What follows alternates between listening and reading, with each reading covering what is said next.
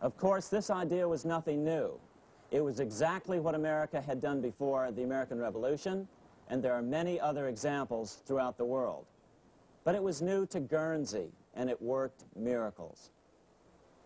This market is still in use, and remember, it was built for no debt to the people of this island state. But what if we follow Guernsey's example? How would the bankers react to these reforms? Certainly the international bankers' cartel will oppose reforms that do away with their control of the world's economies as they have in the past. But it is equally certain that Congress has the constitutional authority and responsibility to authorize the issuance of debt-free money, U.S. notes, and to reform the very banking laws it ill-advisedly enacted. Undoubtedly, the bankers will claim that issuing debt-free money will cause severe inflation or make other dire predictions. But remember, it is fractional reserve banking which is the real cause of over 90% of all inflation, not whether debt-free U.S. notes are used to pay for government deficits. In the current system, any spending excesses on the part of Congress are turned into more debt bonds, and the 10% purchased by the Fed are then multiplied many times over by the bankers, causing over 90% of all inflation. Our fractional reserve and debt-based banking system is the problem. We must ignore its inevitable resistance to reform and remain firm until the cure is complete. As the director of the Bank of England in the 1920s, Sir Josiah Stamp put it, referring to this modern fractional reserve banking system, banking is conceived in iniquity and born in sin. Bankers own the earth. Take it away from them, but leave them the power to create money and control credit, and with the flick of a pen, they will create enough money to buy it back again. Take this great power away from the bankers, and all great fortunes like mine will disappear, and they ought to disappear, for this would be a better and happier world to live in. But if you want to continue the slaves of bankers and pay the cost of your own slavery, let them continue to create money and to control credit. Americans are slowly figuring this out. Today, over 3,200 cities and counties have endorsed the proposal of a nonprofit organization called Sovereignty. The Sovereignty movement calls for Congress to authorize the Secretary of the Treasury to issue $90 billion per year of U.S. notes, not Federal Reserve notes nor debt-based bonds, to loan money interest-free to cities, counties, and school districts for needed capital improvements. Remarkably, and to their praise, the Community Bankers Association of Illinois, representing 515 member banks, has endorsed this sovereignty proposal, a good step in the right direction. As Milton Friedman has repeatedly pointed out, no severe depression can occur without a severe contraction of money. In our system, only the Fed, the Bank of International Settlements, with U.S. bankers' cooperation, or a combination of the largest Wall Street banks could cause a depression. In other words, our economy is so huge and resilient, a depression just can't happen by accident. Unless we reform our banking system, they will always have that power. They can pull the plug on our economy anytime they choose. The only solution is to abolish the Fed and the fractional reserve banking system and withdraw from the BIS. Only that will break the power of the international bankers over our economy. And keep in mind, a stock market crash itself cannot cause a severe depression. Only the severe contraction of our money supply can cause a severe depression. The stock market crash of 1929 only wiped out market speculators, mostly the small to medium ones, resulting in $3 billion in wealth changing hands. But it served as a smokescreen for a 33% contraction in credit by the Fed over the next 4 years, which resulted in over $40 billion in wealth from the American middle class being transferred to the big banks. Then, despite impotent howls of protest from a divided Congress, the independent Fed kept the money supply contracted for a full decade. Only World War II ended the terrible suffering the Fed inflicted on the American people.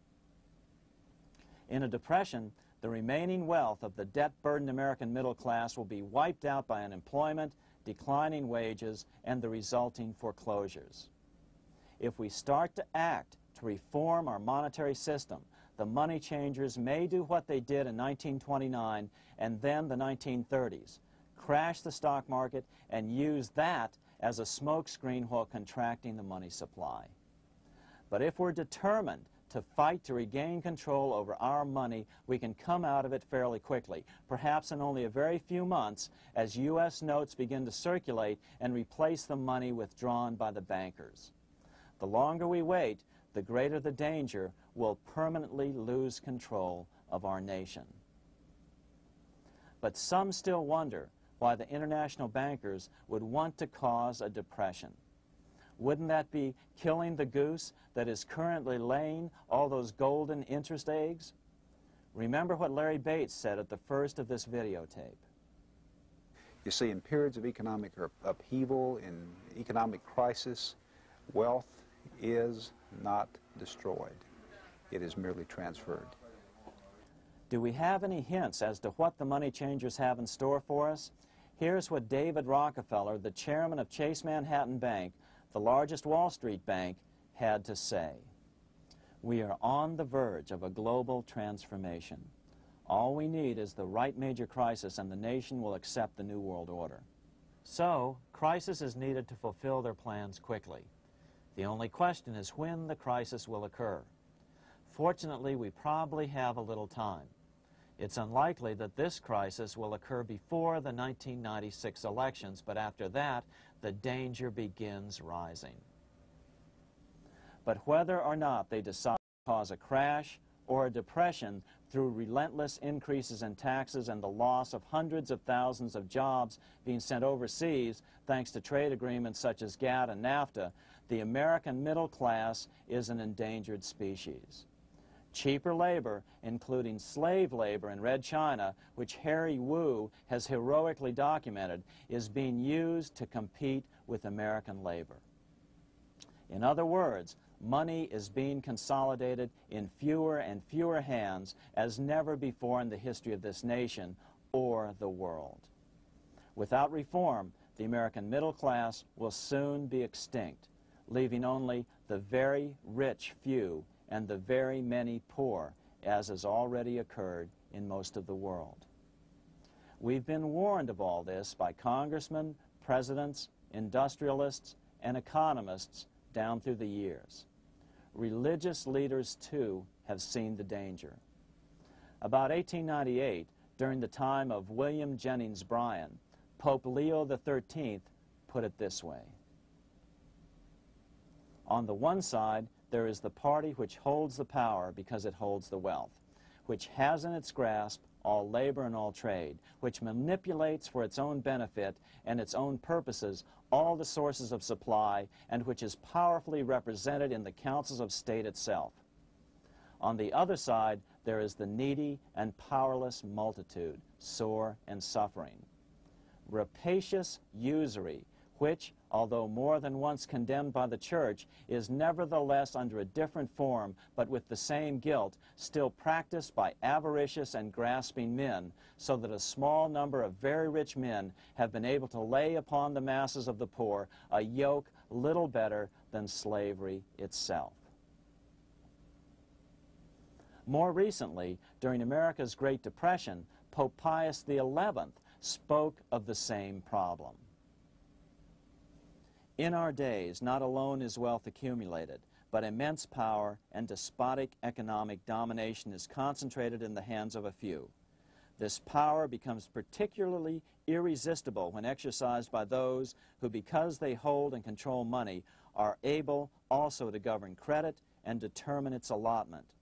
For this reason, supplying, so to speak, the lifeblood to the entire economic body and grasping, as it were, in their hands the very soul of the economy, so that no one dare breathe against their will.